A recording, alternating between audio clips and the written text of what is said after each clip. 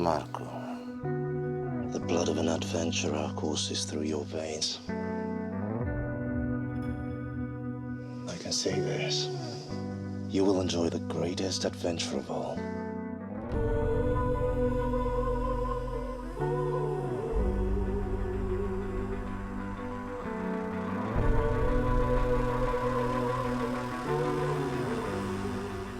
With the Netflix shows that people just binge watch, everything's filmed at once. It's not the typical situation where you're getting a script every week, perhaps, and you're just waiting like an audience to find out what's going to happen with your characters. So I'm wondering how much beforehand is mapped out, and does that give you a lot of time to prepare? We received all 10 episodes, and it's daunting when you kind of look at that and go, wow, we've got a massive journey ahead of us, and I think either you've got to stop seeing it as 10 episodes. For me, it helped for me to kind of see it as 10 chapters. 10 hours one movie. Big, huge 10 hours movie, yeah.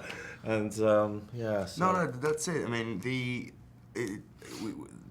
aim was to shoot something more close to a movie than to a TV series, and then the fact that the binge watching actually can change everything, even for the writers, because you don't have to end each episode with a cliffhanger for the next one, so you can really shoot a little 10 hours movie, and that's it. So the preparation, I mean, I did Italian movies, so it's slightly different. You are more used to big productions, but yes, the preparation was similar to a feature.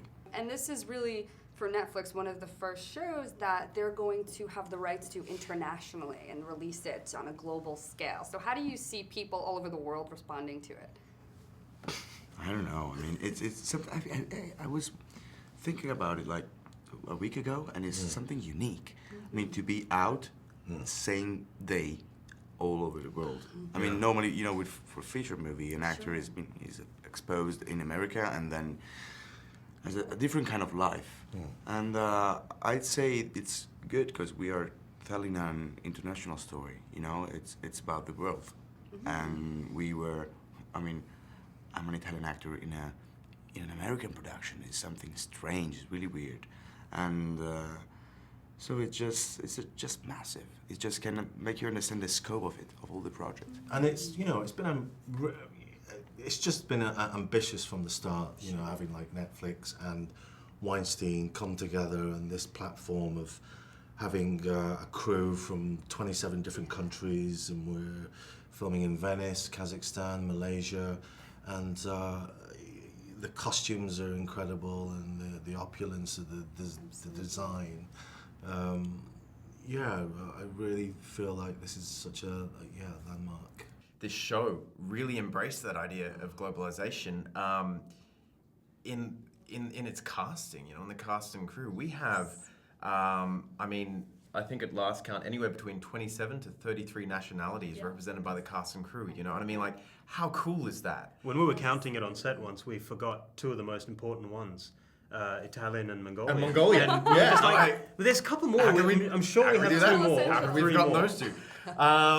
You know, and I mean, like, talk about a trading of ideas and cultures. Like, I mean, it was a learning experience, both as a person, as an actor, as a character in the story going through with it. You know, wow, what a dream. And I really hope that this can make an impact on our industry as a whole, to show that, you know, that the world is an interesting place, you know, and that there are people of all walks of life, of colours and faces, and you know, different histories and backgrounds, and that they all deserve a place on our screen with amazing stories to be told. There's so much detail, you know, in every facet of the costumes and the sets. So I'm wondering, after you went through such intense preparation.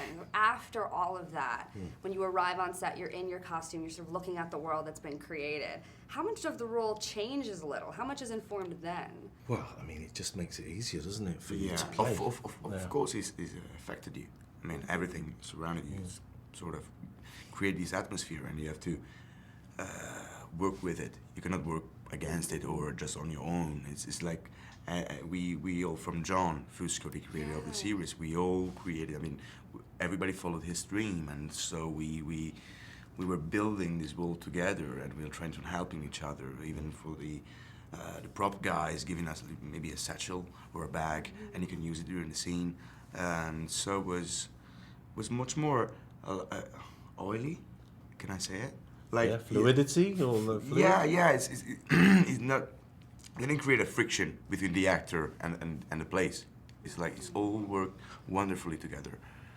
With this show, I think it's interesting because you have to combine historical accuracy with, of course, the source material. But I'm wondering what you both brought to the table, something that maybe inspired you that you brought to the role. The point that the Malin character really clicked for me was I read a historical essay by a scholar talking about what they were able to piece together about the life of imperial concubines. And they talked about how there were rooms full of mirrors for these women who were basically living sculptures and so objectified for their beauty and their charms, for them to practice their expressions in front of these mirrors, looking coy, looking sad, looking heartbroken, looking love-struck, and that the one emotion they could not show was anger.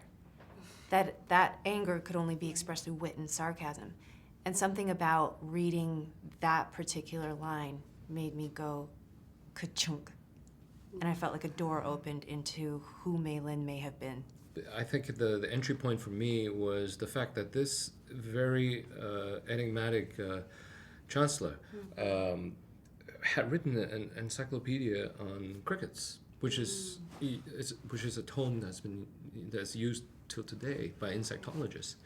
So what kind of man does that? You know, what kind of man? How precise is he? How much attention does someone like that pay? You know, to details.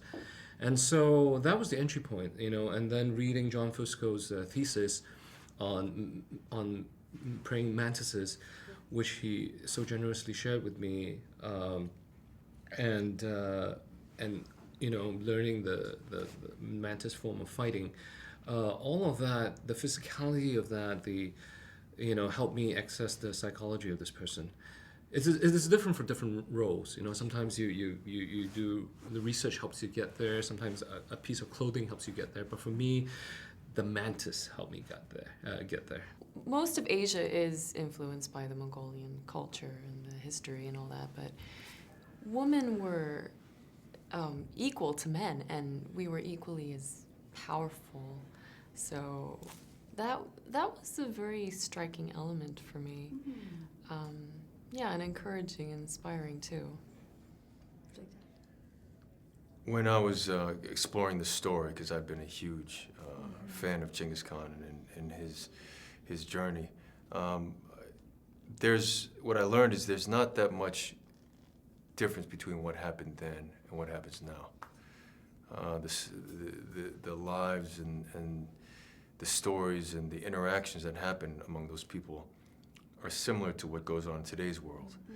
And we have a foundation then to bring a human element to that, to allow today's audiences to really understand that the world hasn't changed that much.